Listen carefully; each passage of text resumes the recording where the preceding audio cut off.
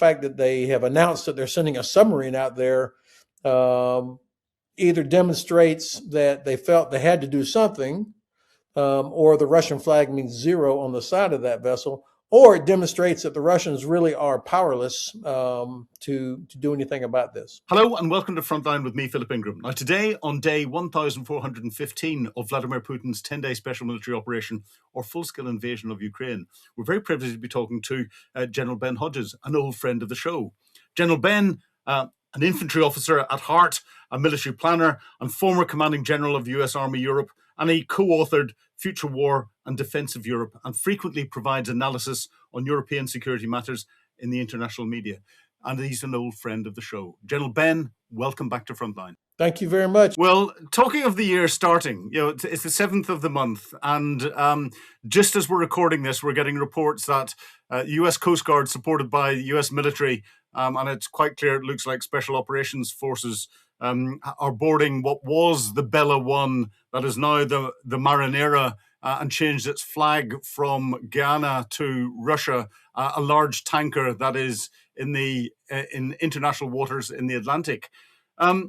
What do you think is going on, and why do you think this tanker is of such interest? I don't know that there's any special cargo on this tanker other than Iranian oil, but it was sanctioned over a year ago. And this may be an occasion where the Trump administration is actually finally enforcing sanctions. And so I don't know that there's more to it than that. The fact that they painted a big Russian flag on the side of their vessel while it was underway is an interesting twist to this. But I can't predict how the Russians will react or if they will react. And if this is being done on a legal basis, then I would certainly be supportive of what the administration is doing. Yeah, well, it's interesting. There's again the reports that the Russians have sent a submarine to escort it. You don't send a submarine to escort a surface ship if there's a danger for boarding or anything else. So it seems as if there's a bit of an information war going on at the moment. I think that's probably more accurate as to what it is. But you remember when the Estonians seized one of the Shadow Fleet vessels that was not a Russian flagged vessel, and the Russians denied that it was theirs, but yet the Russian Air Force came out there and stopped the Estonians from boarding it. So I'm only guessing here, but the fact that they have announced that they're sending a submarine out there either demonstrates that they felt they had to do something, or the Russian flag means zero on the side of that vessel, or it demonstrates that the Russians really are powerless to do anything about this. But again, that's an interesting point, and we'll explore that later. The powerlessness of Putin and the Russians, and maybe President Trump is starting to show that to them. Maybe Vladimir Putin has got Donald Trump's displeasure somehow or other, because it seems as 2025 finished, there was a very close and closer relationship building with Vladimir Putin. But then the latest peace deal, or the peace talks that have been going on between Steve Witkoff, Marco Rubio getting involved with the Europeans and the Ukrainians and everything else, don't seem to have gone any closer to peace, not because of concessions from Ukraine or enthusiasm from Europe and elsewhere, but because Vladimir Putin has once again gone no. Do you think Donald Trump is beginning to lose his patience with Putin? I doubt it. That has been my hope all along, that he would finally realize that the Russians did not respect him, that they were mocking him, and that he was being played. I kept hoping that he would finally realize that and use the enormous leverage that he has over Russia. But how many times did we hear in 2 weeks, in 2 weeks, in 2 weeks, and nothing has ever happened? Now, I would be the first to stand up and say I was wrong if it turns out that I am wrong and that the president really is, this time he's really serious.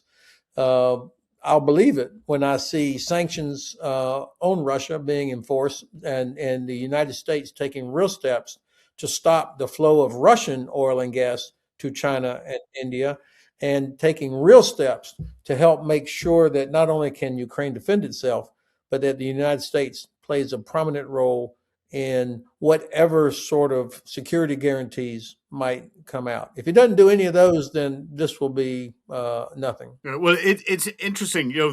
America has just carried out a very audacious raid to get Maduro out of Venezuela, and the U.S. Secretary of State for War, Pete Hegseth, yesterday turned around and stood up in a press conference and almost mockingly mocked Russian air defenses and Chinese air defenses, saying that they're useless and we've proven them wrong. And the Russians had sent extra military capability to prop up Maduro and military advisors to help him prepare for any US operation. Yet Donald Trump seems to have ignored that and continued with his sort of support for Putin.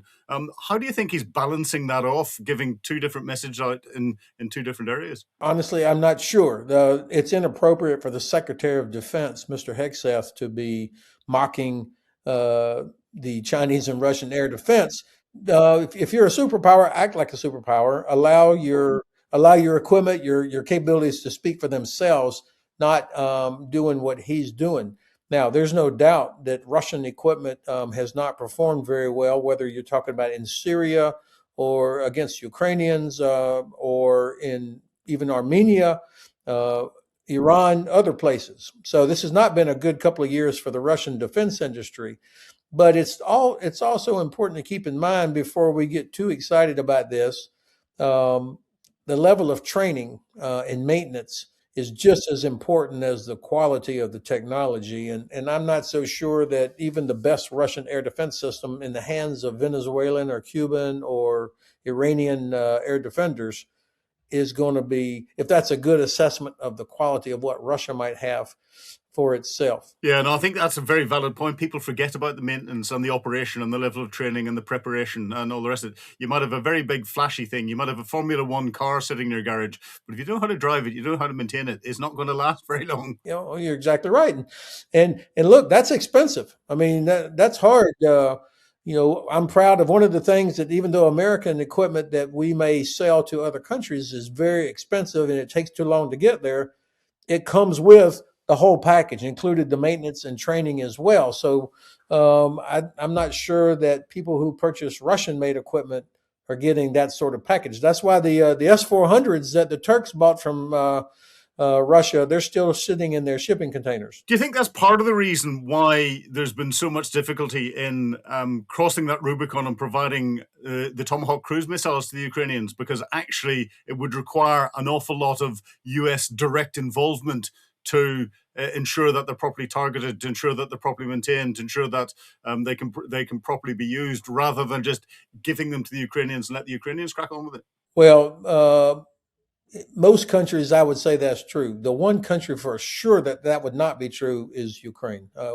For some reason, people have continued to underestimate the ability of Ukrainians to take technologies and employ it quickly.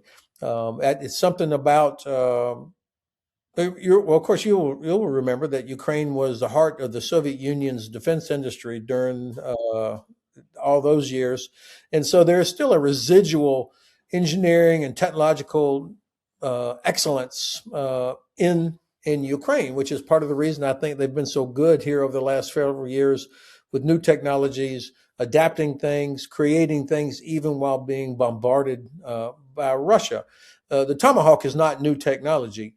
I mean, if anybody could figure out a way to launch a Tomahawk off the back of a pickup truck or from any other platform, it'll be the Ukrainians. Certainly, the United States will be helping, I would hope, with targeting and those kinds of things. But otherwise, I don't. I would not hesitate to provide Tomahawk or Taurus. I mean, the Ukrainians are having no problem with Storm Shadow. Yeah, well, Taurus is interesting. I personally think that one, the Germans don't have as many as they suggested to the German people that they had, and two, it may not be as reliable as they again had, or the German defense industry had suggested it was going to be to the German armed forces, which would be a very good reason for Chancellor Merz not to provide it, and to prove that it isn't as good as people have made it out to be. That could be. You may be better informed than I am on this, but I've not heard from any of my Bundeswehr friends that, hey, the reason we're not doing it is because we don't want to be exposed. I think this is more about, uh, ch- yeah, Chancellor Merz is, he's heads up a very fragile coalition. And you've got the far left of the SPD has been against this from the beginning. And so he has to be mindful of impact of decisions on his coalition. Well, talking of coalitions and coming together, we've just had UK Prime Minister Keir Starmer and the French President Emmanuel Macron sign a declaration yesterday agreeing to deploy troops after a peace deal. And this is again the coming together. Now it's interesting that it's the French and the British that have done this. The Germans haven't come in as well. Of course, the United States has said it will not put boots on the ground, but all of this is underpinned by two things. One, there actually being some form of peace deal, and two, there being some form of US backstop and security guarantee that the French, the British, and the rest of the coalition, the willing, can rely on. Do you think this is just political posturing at this stage? Because both of them will know that this is a red line for Vladimir Putin. Well, look, I have to say, I'm a little bit weary of my European friends wringing their hands all the time and worrying about what Russia might do. And instead of using the collective power and wealth and populations and technology and industry and capabilities of all the nations of Europe, including UK and Norway, plus Canada, plus Ukraine, I mean, it dwarfs Russia. And so I think there's way too much whinging about, oh my God, the Russians will be unhappy or this might provoke them. Enough of that. Unfortunately, the United States is failing here to do what we should be doing. I mean, this war should have ended if the United States had committed, even during the last administration, to helping Ukraine win. We didn't do it, and so here we are. And I think, while I hope that the United States will be part of some sort of guarantee, because it's in our interest that this works out, um, Europe has to be prepared to do this without much American participation. Now, while what came out of yesterday was certainly not going to be decisive or enough, I was encouraged that we at least got to that point with the UK and France providing the leadership. Um, Obviously, there's more to follow, but I put myself in the shoes of whoever will be the commander of this thing. And, and my first question is, okay, what is my mission? What what am I supposed to accomplish? I mean, if you're talking about some British and French troops sitting at a training area by Lviv, that's not going to do anything to deter Russia from violating whatever agreement there is. So it has to be a very clearly defined task for or mission for this force, what they're supposed to accomplish, and they have to be enabled with the capabilities to accomplish that mission. And that really means having real credible force that could inflict pain on Russians that might ever violate whatever the agreement is. And that also means there will have to be rules of engagement that will allow the commander to immediately respond to whatever violations inevitably are going to happen. Without that, the Russians will see that this is an actually empty bottle. Well, you've been in this position beforehand because the political direction and therefore your clear political direction is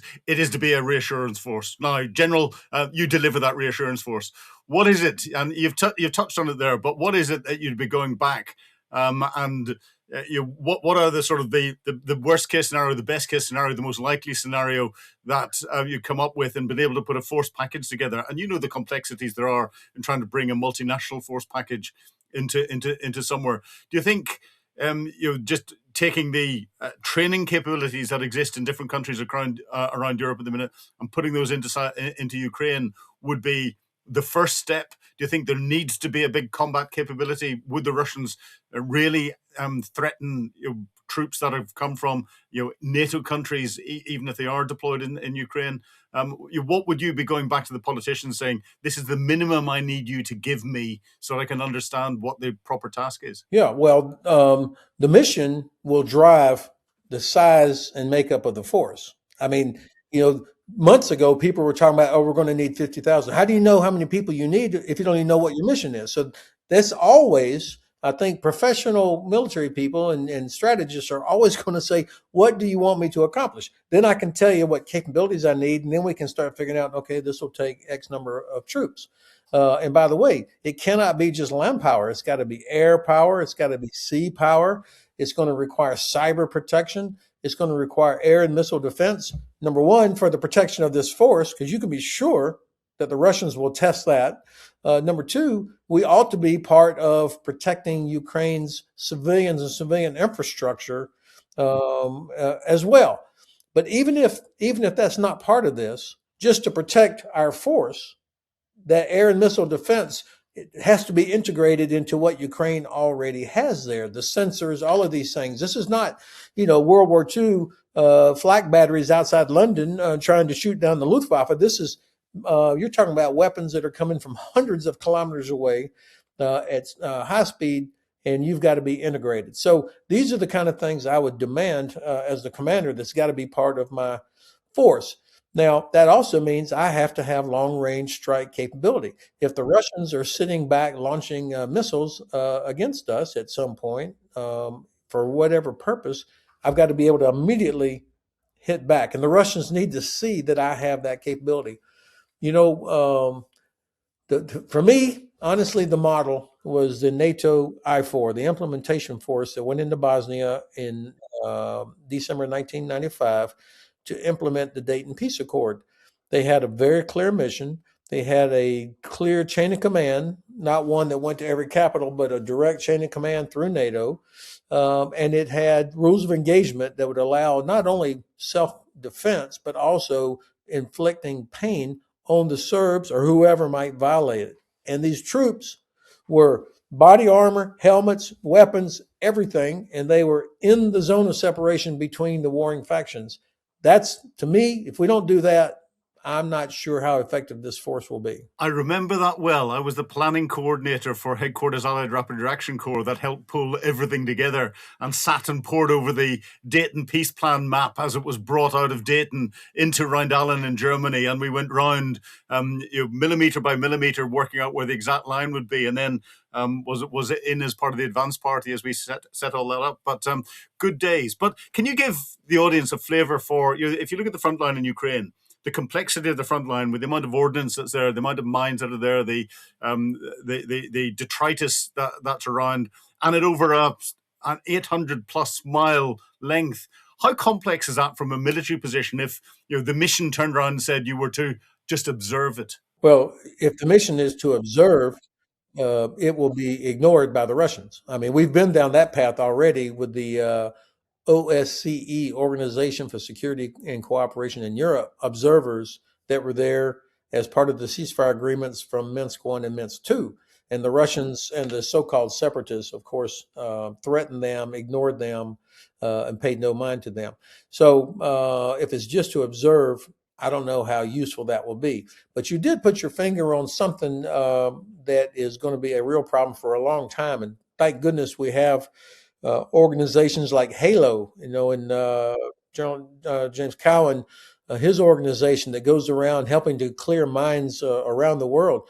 They're already working in Ukraine, and they are going to be busy forever, not only removing mines, but also the unexploded ordnance that you will be aware of, the thousands and thousands of mortar, artillery, rocket, all sorts of weapons that never did actually explode that would have to be cleared before people can go back in there, live, farmers, etc. That is going to be a task for a very long time. Well, the time limit that's been set in the negotiations, and certainly from the American side, and providing a security guarantee, is 15 years. Do you think that's enough? Yeah, I don't know where 15 years came from, but we didn't last. Let's see, the Budapest Memorandum, I think, was 1994, and so it was.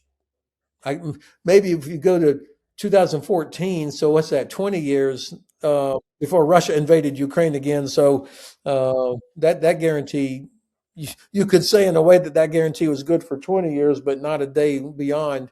The amount of time that matters, in my view, is that it needs to be so long that it becomes obvious in the behavior of the Russian government that they know that they cannot and should not ever attack Ukraine. But it also assumes that Ukraine is going to do everything it can to defend itself, to make itself indigestible, whether that's as a part of NATO, part of the EU, or using its own capabilities. So there's probably value of having a time limit on it as a forcing function to get things done. Um, but that's probably two more U.S. presidents, two or three more prime ministers, two more Ukrainian presidents. I mean, on, and at least one more Russian president. So I don't. We'll see. But do you think, if there was a ceasefire and a peace plan that came in somehow or other and it had a 15-year time limit and everything else, do you think if there wasn't anything in there that forced the Russians to change politically, they would just learn from this, rearm, re-equip, and at some stage in the future come back for another salami slice? Yeah, that's very well said. That's exactly. If they don't change their ultimate objective, and so far, no matter what, they have never backed down from their maximalist demands, then they will continue doing gray zone operations that they're doing against all of us right now, and they will continue to do what they can to erode or undermine confidence in the Ukrainian government. Um, that threat's not going to go away. But I think, of course, the Ukrainians know this, and for Ukraine, they're going to have to become a little bit like Finland in terms of having the ability, a massive deterrent capability, the way the Finns do. But they also are going to have to be like Israel, which has mostly unfriendly neighbors traditionally. And so they're going to have a very good, top quality defense industry, intelligence services, and they're going to continue to go after Russian generals who were part of the war crimes targeting processes, for example. Those guys need to be looking under their car for the rest of their life. And I think the Ukrainian GUR is going to be doing that for a long time. Well, it's very interesting you brought that up because that ties in perfectly with what I wanted to ask you next. We're seeing a reshuffle around inside Ukraine, and President Zelensky has moved General Budanov, who was the head of the GUR, into be his chief of staff. He's moved Fedorov into be his new defense minister, and Fedorov is the architect of the technological war in the front line with drones and other weapon systems. And he's taken the head of the SBU and forced him to resign, but given him a new role to really head up these sorts of covert, and I describe them SOE type operations that the SBU been so good at, like Operation Spider's Web and everything else. Do you see? Do you think we're seeing a change in the way that Ukraine is going to approach this conflict? Yes. First of all, I mean, you're talking about both from a political, strategic, and military standpoint. Um, for President Zelensky to get rid of Yermak and people like that, no matter how painful it may have been personally and how disruptive, he understood that his credibility and legitimacy as president of Ukraine was being dragged down by the scandal, by the allegations, and so on. And so he demonstrated some courage there. And it also, as an example of Ukraine being transparent enough to sack a very senior official like that. Not every country does that, including my own. So that's from a strategic standpoint, it was necessary. From a political standpoint, I'm not an expert on domestic politics for Ukraine. There are a lot of people that speculate about who might be next. Well, of course. I mean, at some point there will be an election. I think President Zelensky and his family are looking forward to the day that he can hand it over to somebody else. But Ukrainian law right now says that that's not to be done. From an operational standpoint, it's not unusual that commanders and people would be swapped in and out to get the right person to lead to run this. This is it takes years and years and years off your life to be the commander. I mean, just ask the people who were com ISAF, and you'll know the pressure and the strain on all of them and all the way down. So what I see is a positive. These seem to be good people. Budanov is uh, an exceptional person. And I love the idea of him sitting across the table from the Russians and them knowing that he was responsible for the thinning out of their neighborhood. Yeah, well, if anyone knows the pressure of command and what's coming in from there and the operational pressure, it's you, General Ben Hodges. It's been a real pleasure talking to you today on Times Radio Frontline, and I think we're in for an interesting year, so it will be my pleasure to have you back on again at some stage in the future. I would welcome that. Thank you very much for the privilege. Thank you very much indeed. You've been watching Frontline with me, Philip Ingram. If you'd like access to exclusive content, please subscribe to Times Radio membership and watch us on YouTube. But you can now get us as a podcast wherever you get your podcasts from. And don't forget, you can also listen to Times Radio for the latest updates on global affairs and read about them at thetimes.com. Thank you.